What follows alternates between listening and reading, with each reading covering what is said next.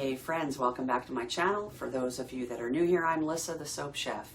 Today we're going to be making a Clear Warming Massage Oleogel, and this one is for my advanced makers. We're going to be working with Sapogel Q that requires a very specific incorporation method. It's picky about oil polarity. Too much non-polar oil can crash the gel, while too much polar oil can cloud it. So getting that balance takes a little bit of knowledge of oil polarity and understanding which esters and oils give you that clear glass gel versus haze. We're also going to be working with some Vanillyl Butyl Ether, a potent warming active that has a delayed onset and a long-lasting sensation. The challenge is balancing safe, comfortable warmth without crossing into, ouch, that's too hot territory. So its release rate depends on the oil matrix that you've built. Thick gels can slow the release, thin oils can make it hit faster. All that being said, the reason why this formula would be considered advanced is because you're trying to marry two specialist materials. One that demands careful structuring of oils by polarity to keep the gel clear, and the other that requires sensory precision to avoid irritation and ensure that the warming is pleasant. So, all that being said, let's get into today's video over at Creation Station. Good morning friends, and welcome back to Creation Station. In today's video we are going to be making a Clear Warming Massage Gel, otherwise known as an Oleogel. We're going to be using an ingredient that I've never worked with before. I'm probably not going to say the name right. It's Sapogel Q. Anyways, we're going to be adding just a couple of different oils into the Sapogel Q, just a little bit at a time until it starts getting thicker, and then we can start adding a little bit more. The key ingredient to this is going to be what we call chili warm. This is what is going to give you your warming effect from the oil, okay? So without further ado, you guys, why don't we just get started here. I already have the Sapogel Q up on my stand, overhead stir here. I will bring that forward when we're ready to start that process. But in the meantime, let's blend all of our oils together.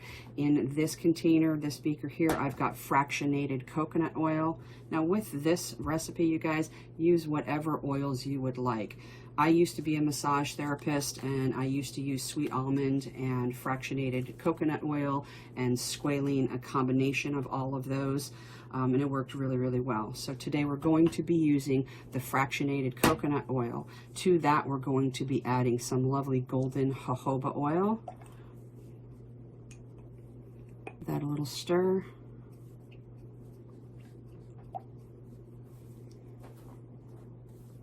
Next up, we are going to be adding some cocoa caprylate. It's a very, very nice emollient ester. Got a nice dry touch to it. You know, when you're using the product, it's not greasy, is what I'm trying to say. All right, after that, we're going to be putting in some olive squalane. Give it a little stir.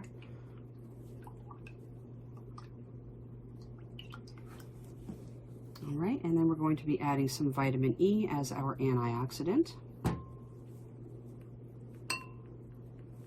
Now, I don't know where in the States you can get the chili warm. I got mine at myskinrecipes.com, which is in, I always get it mixed up. I think it's Thailand. I always want to say India, but that's not correct. It's Thailand.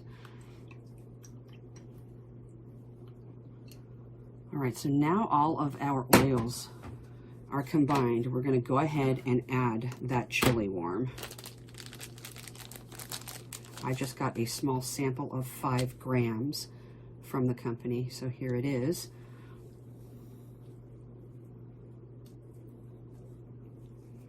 And we're going to add however much we need here. There we go.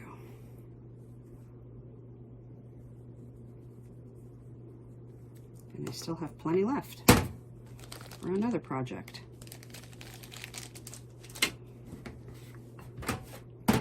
Give that a stir. by the way, if I didn't give you guys the inky, I said chili warm, right? So the inky on this is Vanillyl Butyl Ether, okay? And it does impart a little bit of a vanilla scent. That is what we're going to be scenting our product with at the end here. So let's just set that aside. We're going to bring in our overhead stir so you guys can see. All right, so we're going to go ahead and turn on our overhead stir. We're going to have it on low. Now, optimally, make a little bit of a bigger batch so that your blade is completely covered. I'm not making a big batch. I don't sell products anymore, so it would be wasteful for me to do that. So just try to make sure that your blades are completely covered with the Sapogel Q. That's what's in here, okay? I already measured that out. So let that go. We're going to turn it up just a little bit. Now we want to start adding our oil drop by drop with a pipette, right? We don't want to go crazy.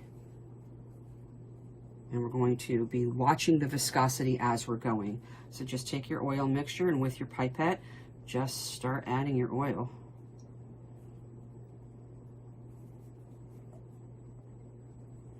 You want to do this until roughly about 25% of your oil in your beaker is in this beaker with the Sapogel Q.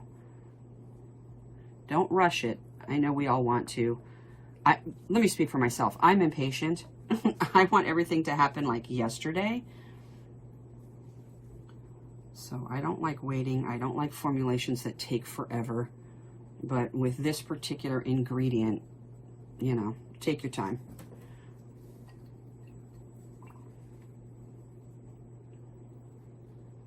Also with this ingredient, the Sapogel Q, the more that you use, the more fluid the oleogel will be in the end. I know, it doesn't make sense to me either. Usually the more of something that we use, the thicker it gets, but that's not the case. If you use just a little bit of this, it will be quite thick, almost like hard thick if you're only using a small percentage. Let's say like you wanted to just use like 15% of the Sapogel, it's going to be quite firm, like almost solid.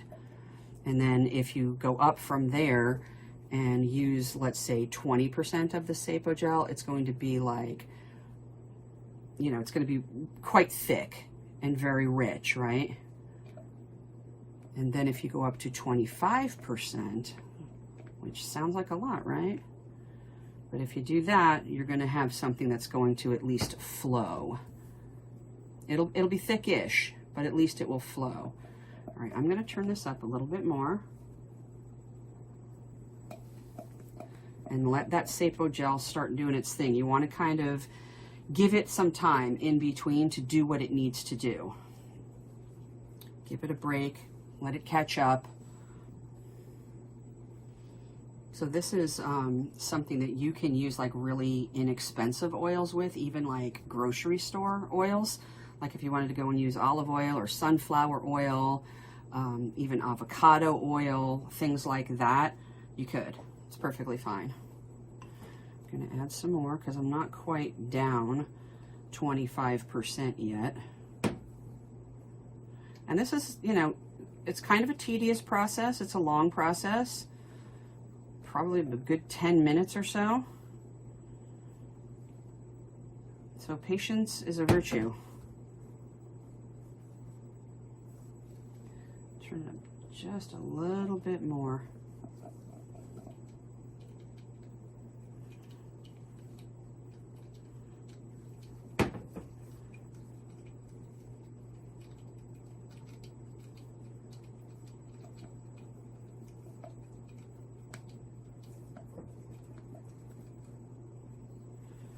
One more, and then we're just going to leave it go for just a little bit, let it start getting thick, and then we can start adding the rest in small increments.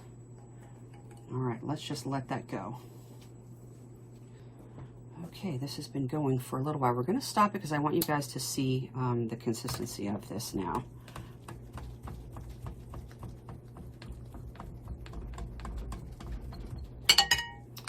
Excuse you.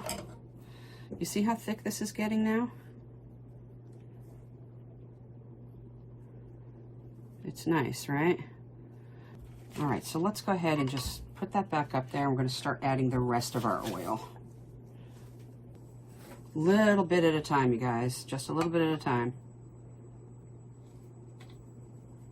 And then give it a rest in between. Let it do its thing in between.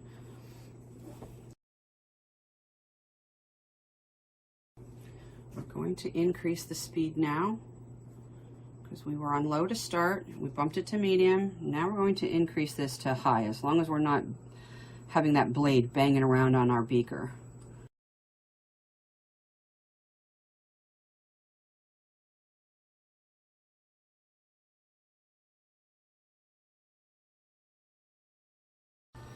Okay, you will notice now, guys, this has gotten very, very thick.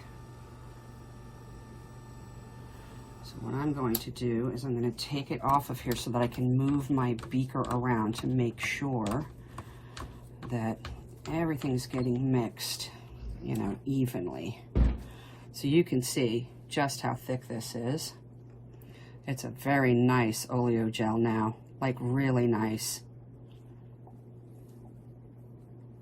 All right, let's just go ahead and do this by hand now.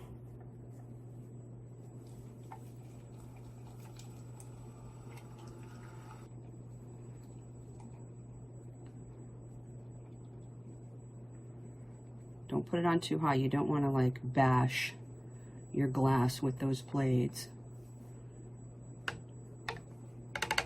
like I just did. Don't do what I'm doing. Let's go ahead and take that off of there, actually. And this has created a really, really nice oleogel. This is just great.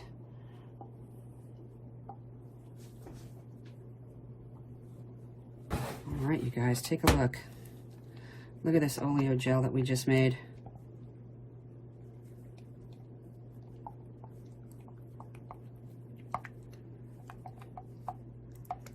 That's beautiful. Look at that. That's gorgeous. So this is a beautiful warming massage gel. Came out perfect. I'm in love. All right, you guys, the last thing we're going to do is go ahead and add our fragrance oil. I am using vanilla because this puts off a little bit of a vanilla fragrance to it. That chili warm. All right, let's get that mixed in. Yeah, this made a really, really beautiful oleogel. Very happy with this. Like I said, I've never worked with that product before, the Sapogel Q.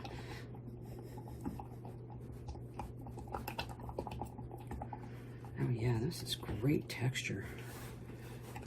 I wish I was still doing massage therapy. But that's okay. I will still use it. All right, and then all we have to do is just put it into our jar here. Look at this. Oh my gosh, you guys, come on. Look at that. Is that not a thing of beauty? Yes, yes it is. Look at that. That is perfect. That is like nice thick honey. Perfect for the gel. Look, that's fantastic, you guys. Awesome, awesome, awesome. Very happy. Don't you just love it when things work out? And there you go, you guys. Look at this. We made a really, really beautiful Clear Warming Massage Gel, or an oleogel, if you will. It's fantastic. Look at that jiggle. It smells great with the vanilla fragrance oil that I added. Okay, a couple of different things that I wanted to mention to you guys. If you're trying to make your oleogel and it's not coming out clear like this, and it's coming out more cloudy, a couple things could be in play. It all depends really on the butters and oils that you use. In particular, if you're going to be using like polar oils and esters like IPM, which is your isopropyl myristate or your isopropyl palmitate, your C1215 alkyl benzoate. If you're going to be using esters like that, you could have a cloudy result in the end. Also, according to the manufacturer, if your gels become a little bit on the cloudy side, possibly some water has been lost during the manufacturing process of that Sapogel Q, and so they're suggesting to add a small amount of water, drop by drop, until the clarity is restored. But be really careful about doing that, because there's a water and glycerin balance in the Sapogel Q. As far as the inky is concerned, the ingredients that they use to make the Sapogel Q, they have a nice balance there. So really be careful on doing the water thing. I personally wouldn't do it. I would just live with a cloudy solution, you know, unless you want to add another preservative. I'm just not going to get involved in any of that kind of stuff. So between those two things, that could result in a cloudier end product, okay?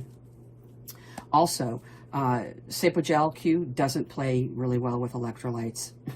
So if you're going to be using anything that has electrolytes like sodium lactate, sodium hyaluronate, which is your hyaluronic acid, anything that has salt in it, right? Magnesium chloride, magnesium sulfate, Epsom salts, aloe vera, and anything like that that has salt in it, Sapogel Q doesn't like that. So just leave that out, okay? So you have a beautiful yellow transparent oleogel that we just made using Sapogel Q, and then our star ingredient to make it the warming is that chili warm that I got from My Skin Recipes. And that's it for our Clear Warming Oleogel, but you can still kick it up a notch. Think specialty lipids like hemisqualane or C1215 alkyl benzoate for a different glide, oil dispersible proteins to add a silky skin feel, or sensory polymers that enhance spreadability. You could also work in some gentle exfoliants like jojoba beads, targeted bioactive compounds for extra skin benefits, or even cosmetic grade colorants to give it a signature look. Keep it oil soluble though, measure everything precisely, and you will keep that beautiful crystal clear finish. So, how are you going to make yours stand out? Let me know in the comments down below. Please give the video a thumbs up if you enjoyed it, and I invite you to subscribe if you haven't already. The full written tutorial, as well as comparisons of the polar versus non-polar oils, an advanced batch record, oleogel additives, those are all going to be available to print out at the Formulator Friend tier level up on Patreon. I'm out of here for today. We'll see you in the next one.